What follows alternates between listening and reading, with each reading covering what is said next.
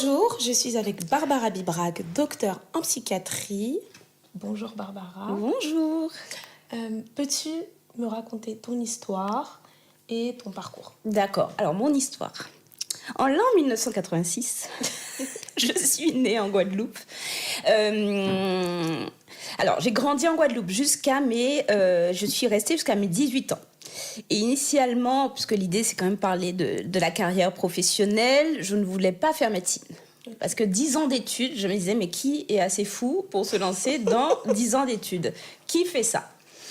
Et je pensais faire une prépa. Alors à l'époque, les jeunes de nos jours vont se dire de quoi elles parlent. Je voulais faire une prépa maths sup, maths p. Ça n'existe plus. C'est plus du tout d'actualité. Et puis en terminale, ça devait être janvier-février, on remplit les dossiers. J'ai dit, mais j'ai pas envie d'aller en prépa en fait. J'ai vu mes cousins souffrir en prépa, avoir des profs nuls qui leur disent vos notes sont nulles, vous êtes nuls, et ça faisait partie de la formation. J'ai dit non. Et j'ai fait qu'une demande, c'est médecine. Okay. Un peu par hasard, en me disant que j'allais être pédiatre. Okay. Donc j'ai fait la première année de médecine en Guadeloupe. C'est faculté Antilles-Guyane, donc on était Guadeloupe, Martinique, Guyane, avec une partie des cours en visio, l'autre non, avec des profs de Bordeaux. Et après la première année, à l'époque, il fallait que je quitte la Guadeloupe pour continuer les études. Donc je suis venue à Bordeaux.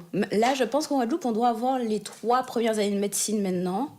Pas encore tout le parcours. Et donc je suis arrivée à Bordeaux pour l'externat, après la première année de médecine, que j'ai réussi vraiment sans très bien comprendre. Mais en fait, la première année, beaucoup disent, c'est la plus dure.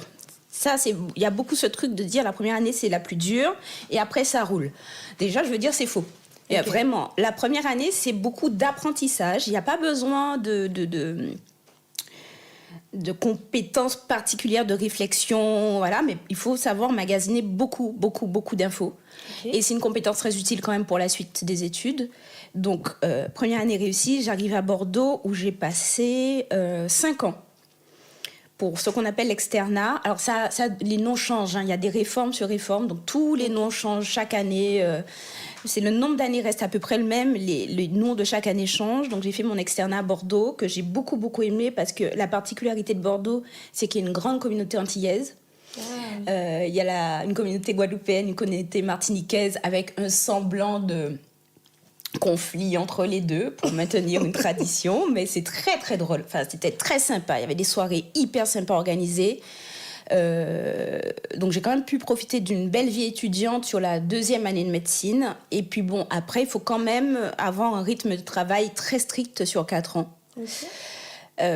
Avec beaucoup de choses à apprendre. Et là, j'hésitais. Je voulais plus trop être pédiatre, mais néphrologue ou endocrinologue, parce que la nutrition m'intéressait beaucoup. Okay. Et puis, il se trouve qu'en peut-être 5e année de médecine, j'ai fait un stage en psychiatrie au centre hospitalier Charles Perrins. Et là, j'ai découvert un monde d'humanité. Vraiment, c'est un des rares stages où tout le monde était bien traité. Où les externes, puisque c'était mon statut à l'époque, mais les externes en médecine étaient quand même bien accueillis, bien traités, considérés, alors que dans d'autres stages, on est plus de la main-d'œuvre, quoi, plutôt.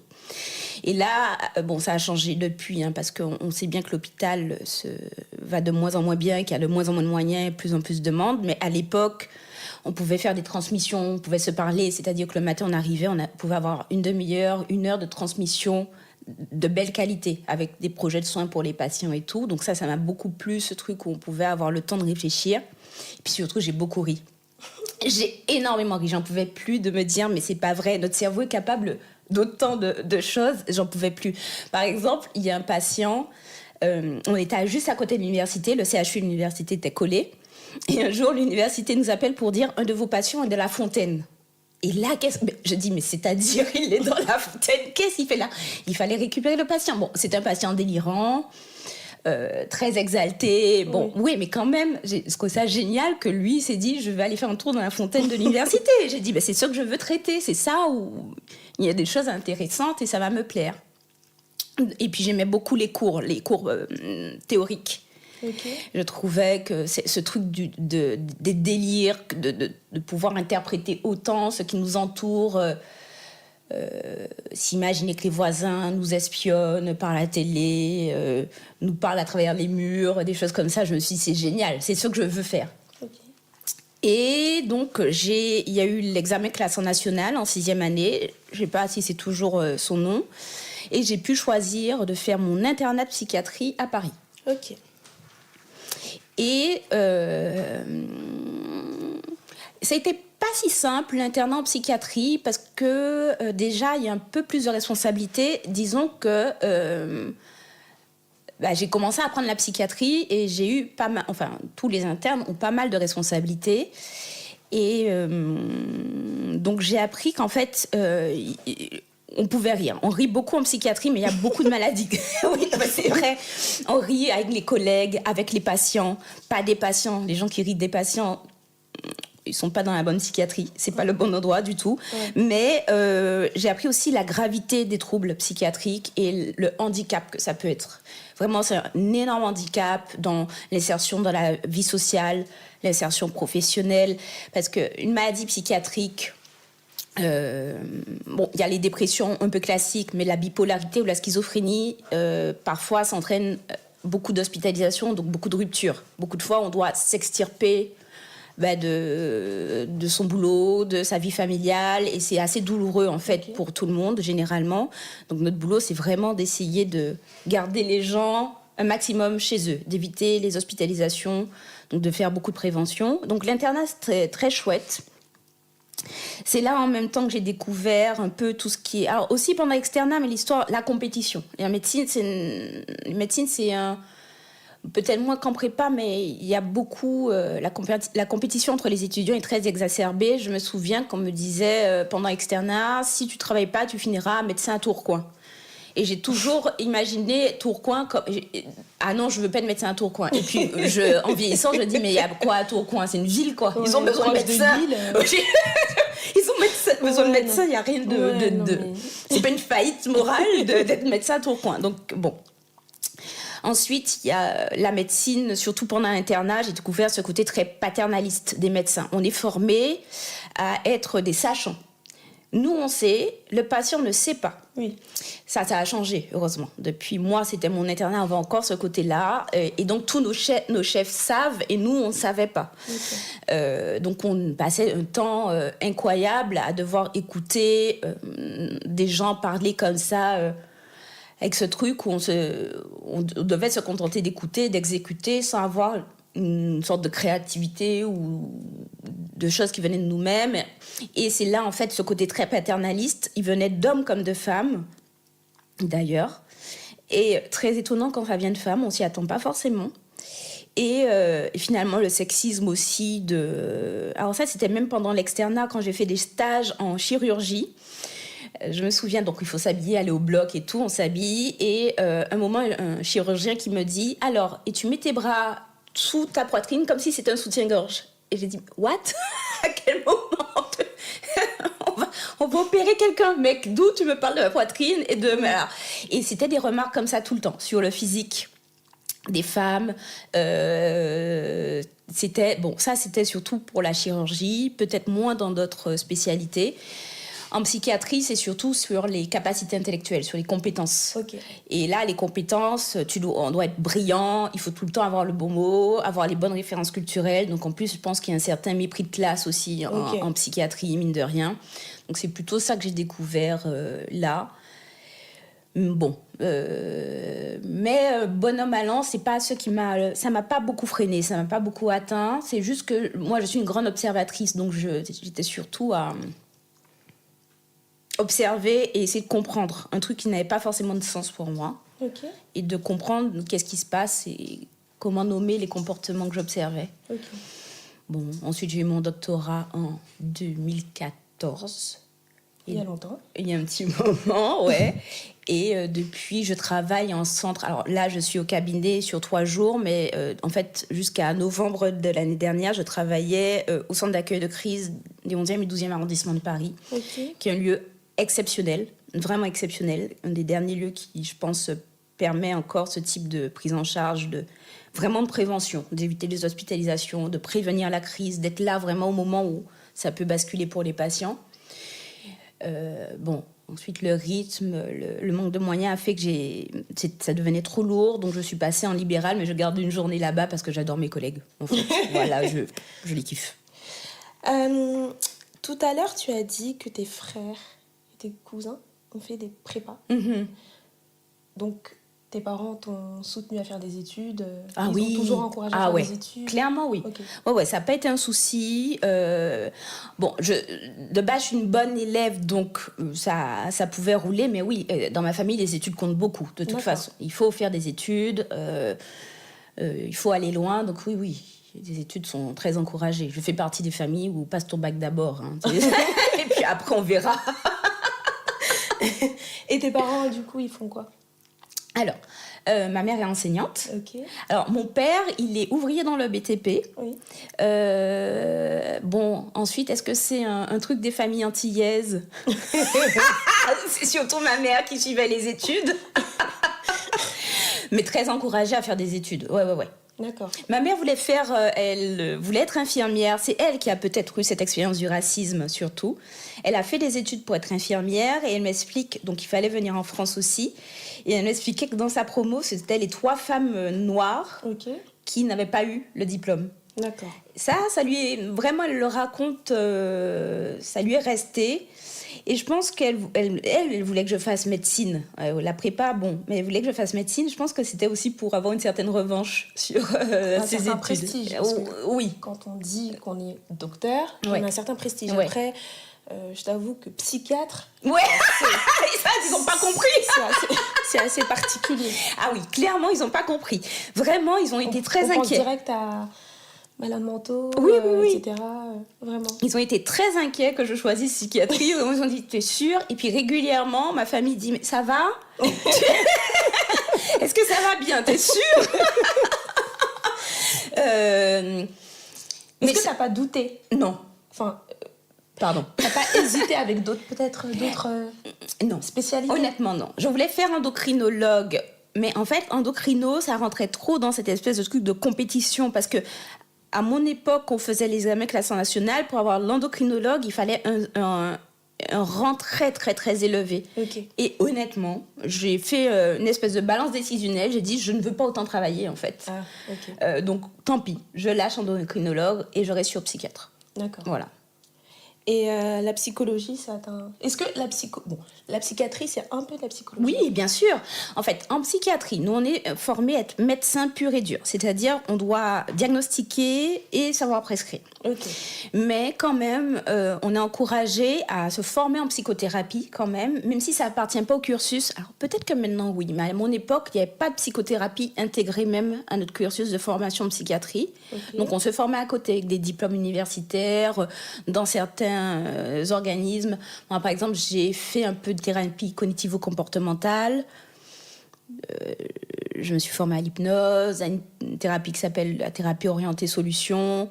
J'ai fait pour le plaisir de la criminologie 1 année parce que je voulais faire comme dans Esprit criminel et devenir profiler. Bon.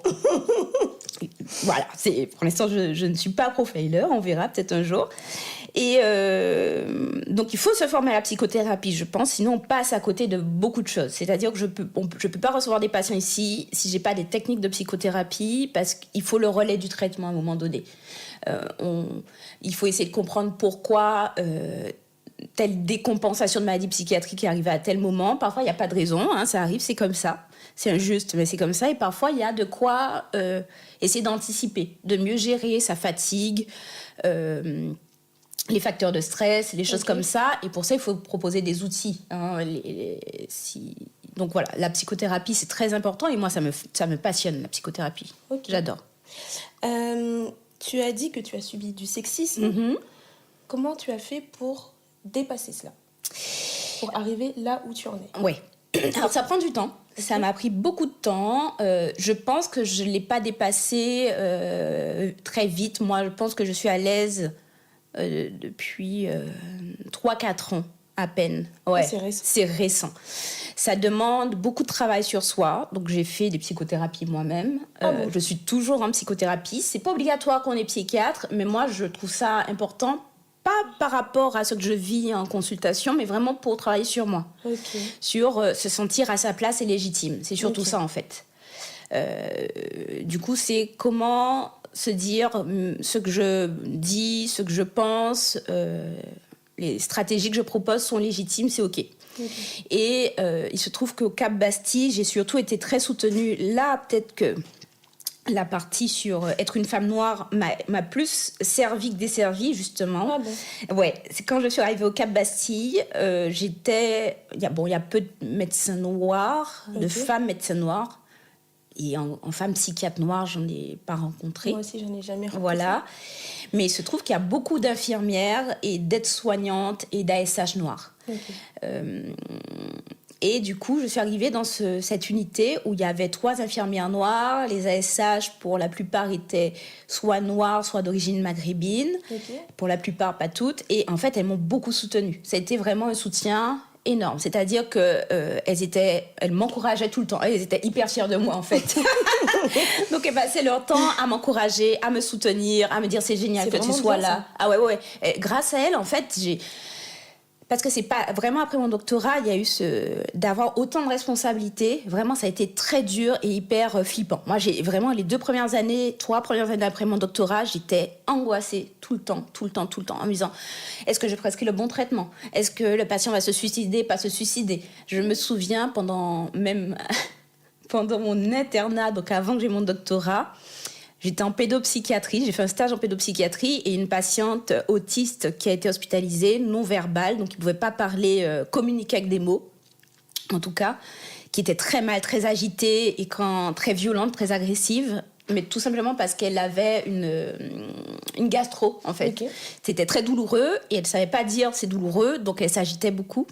Et moi, donc, je prescris des choses, on la prend en charge et je rentre chez moi et tout à coup, je me dis est-ce que j'ai prescrit le bon traitement ? J'ai pas réussi à dormir. J'ai dû appeler à 2h du matin le service pour demander des nouvelles de la patiente. Mais je me suis toujours posé la question, les médecins, comment ils font pour avoir confiance L'expérience. Il faut attendre. Il faut de l'expérience. Il faut demander de l'aide quand il y a besoin auprès des bonnes personnes. Enfin, des gens qui peuvent écouter la demande d'aide et répondre. Ceux qui t'envoient balader, faut vite lâcher. Et c'est là où il y a la partie sexiste et paternaliste, peut-être même le paternalisme au-delà du sexisme, parce que le paternalisme, vraiment, concerne les hommes et les femmes. C'est vraiment une attitude. Et du coup, voilà, 2h du matin, les infirmiers me disent « Bah ouais, elle dort ». Et puis du coup, là, j'ai pu aller me coucher. J'étais calme, j'étais rassurée. Et ça a pris beaucoup de temps avant que j'arrête d'amener toutes les situations à la maison et que je passe 1 ou 2 heures angoissée à savoir comment je vais trouver les patients demain, est-ce que ça va aller, comment faire pour tel patient. Donc la psychiatrie m'a appris beaucoup de choses en tant que personne aussi. C'est l'humilité et la patience, en fait. Ça, c'est 2 compétences ou qualités, je ne sais pas comment les nommer, que je n'avais pas du tout. Pas du tout. Vraiment l'humilité. En plus, ce n'est pas comme ça qu'on nous apprend à être médecin. Mais la psychiatrie m'a appris ça, me dire, OK, doucement, une étape après l'autre, ça va le faire. Et en général, ça le fait. Ok, je vois. Tu es donc du coup docteur, comme on l'a dit. Est-ce que c'est une réussite pour toi ? Ouais, quand même. Alors, je ne me rends pas compte souvent, mais de temps en temps, ça me vient à l'esprit de me dire je suis docteur. Mais souvent, quand les gens me disent... Alors, quand les patients m'appellent docteur... C'est stylé, quand même. C'est stylé, grave, voilà. Là, c'est stylé. Mais en fait, j'oublie régulièrement que je suis docteur. J'oublie, et puis tout à coup, il y a un truc qui me rappelle que je suis docteur. Je dis, ah ouais, tiens, oui, Mais c'est stylé, j'avoue, c'est quand même pas mal d'être docteur. Ensuite, beaucoup de gens, docteurs en psychiatrie, pour eux, c'est pas de la médecine. Pour eux, c'est des relations. Peut-être c'est des relations. Pour eux, médecine, c'est peut-être chirurgien. Voilà, c'est ça, exactement. Oui, c'est un peu comme si c'était de la psychologie. Exactement. Et puis, c'est dû à l'éducation. Alors, c'est très particulier parce qu'en France, on n'a pas une très bonne éducation à la santé mentale. Il y a beaucoup de gens qui pensent encore que la dépression, c'est une histoire de volonté ou de force. Ou d'Européens. D'Européens aussi, beaucoup. Blanc, c'est un truc de blanc. Beaucoup de personnes racisées ont beaucoup de mal à accepter d'avoir besoin de soins. Beaucoup. Il faut les rassurer, il faut être là, il faut vraiment expliquer. C'est là que mon boulot de médecin est important parce que j'explique la chimie d'une dépression, vraiment qu'est-ce qui se passe dans le corps et au niveau du cerveau, au niveau des échanges entre deux neurones. C'est là où mon boulot de médecin vient, en leur disant c'est pas juste une dépression, ça flotte dans l'air et voilà, et il faut faire du sport et prendre le soleil, ça ira mieux. Non, en fait, il y a ça au niveau de la sérotonine et voilà. Ou pour la schizophrénie, il y a ça au niveau de la dopamine et c'est pour ça que ça fait ça. Et en fait, il y a besoin des explications scientifiques pour certains patients.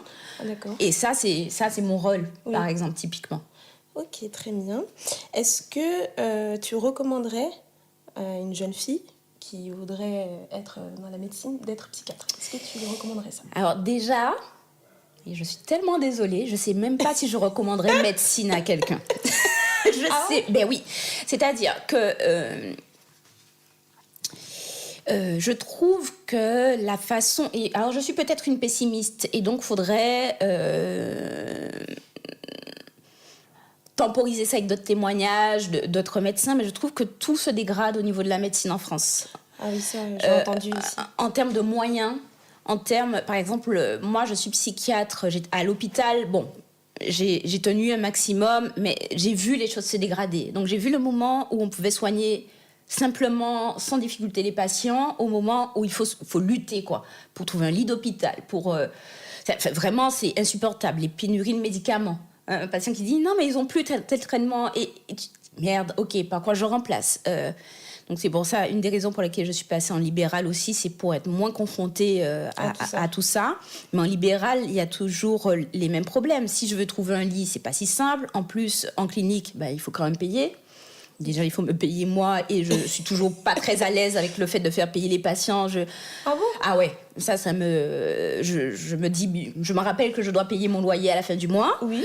Mais pour moi, les soins ne devraient pas être un luxe, en fait. Ça ne devrait pas être quelque chose qu'on ne peut pas se payer. Oui, ça devrait être gratuit. Ça devrait être gratuit. Oui. Et ensuite, on verra comment les choses évoluent. Alors, je trouve que la psychiatrie, c'est passionnant.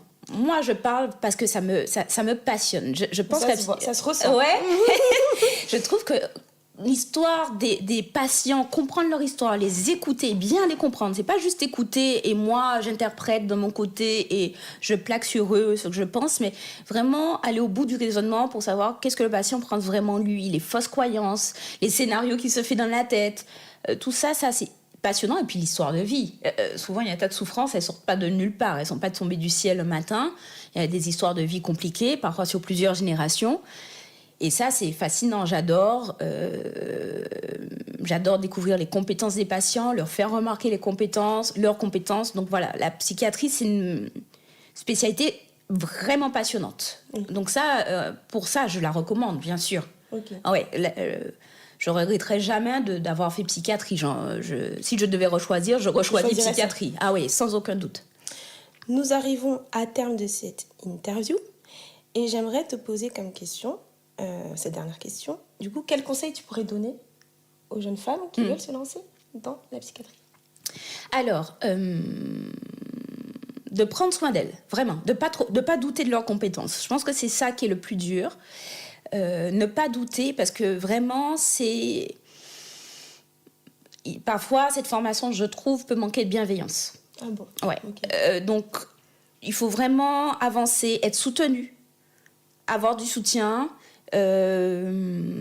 Toi, tu as eu du soutien de ta famille, de tes amis? Plutôt de mes amis, okay. Parce que je pouvais partager ça avec des amis. J'ai toujours eu une ou deux amis qui ont fait soit l'externe avec moi, soit l'internat de psychiatrie, donc on pouvait partager l'expérience. Okay. Et puis vraiment, ce truc où les infirmières du Cap-Bassy m'ont soutenue vraiment à fond, ça m'a vraiment aidée, oui. C'était précieux. Donc de pouvoir avoir du soutien et puis de se rappeler... Vous êtes légitime, vous êtes légitime, vous êtes légitime, vous êtes légitime. Il faut, je pense en tant que femme, et peut-être en tant que femme noire, parce que c'est pas parce que moi j'ai pas ressenti le racisme que j'en ai pas vécu, hein, pareil, oui. Peut-être que ça s'est confondu, encore une fois, pour moi dans ma tête avec le paternalisme et le sexisme, oui. Mais vraiment ce truc de se dire je suis légitime et je suis à ma place et de tenir bon, parce que c'est vraiment... au bout d'un certain nombre d'années d'expérience en psychiatrie qu'on se dit oh, ok, ouais, là c'est bon, je suis à l'aise. Mais avant, il y a beaucoup de doutes. Et c'est bien qu'il y ait des doutes, en fait. Oui, je vois. Voilà. Merci. Merci Estelle. Quant à nous, on se retrouve pour une prochaine interview. À bientôt.